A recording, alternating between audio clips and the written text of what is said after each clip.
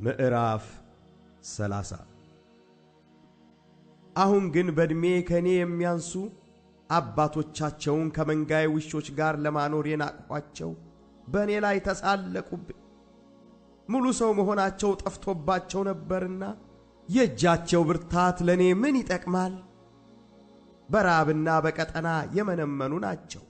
የመፍረስና የመፈታት ጨለማ ወዳለበት ወደ ምድረ በዳ ይሸሻሉ። በቁጥቋጦ አጠገብ ያለውን ጨው የሚለውን አትክልት ይለቅማሉ። የክትክታ ስር ደግሞ መብላቸው ነው። ከሰዎች ተለይተው ተሰደዱ። በሌባ ላይ እንደሚጮህ ይጮህባቸዋል። በሸለቆ ፈረፈርና በምድር ጉድጓድ በድንጋይም ዋሻ ውስጥ ይኖራሉ። በቁጥቋጦ መካከል ይጮሃሉ። ከሳማ በታች ተሰብስበዋል። የሰነፎችና የነውረኞች ልጆች ናቸው።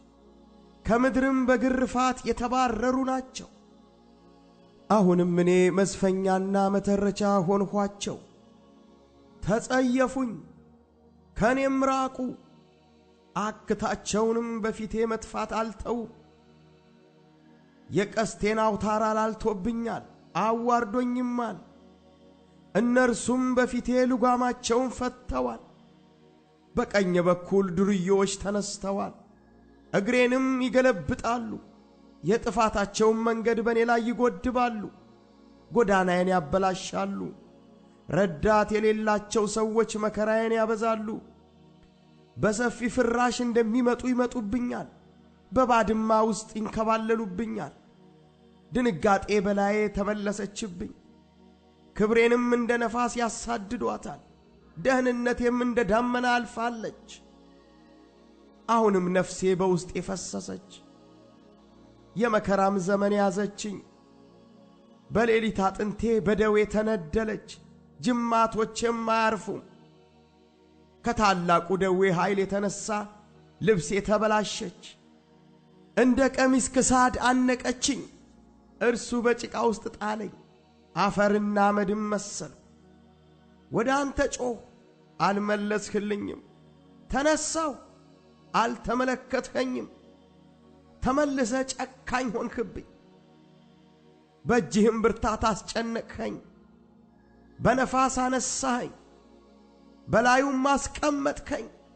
በአውሎ ነፋስ አቀለጥከኝ። ለሞት ሕያዋንም ሁሉ ለሚሰበሰቡበት ቤት አሳልፈ እንደምትሰጠኝ አውቄአለሁና። ነገር ግን ሰው በወደቀ ጊዜ እጁን አይዘረጋምን? በጥፋቱስ ጊዜ አይጮህምን? ጭንቅ ቀን ላገኘው ሰው አላለቀስሁምን?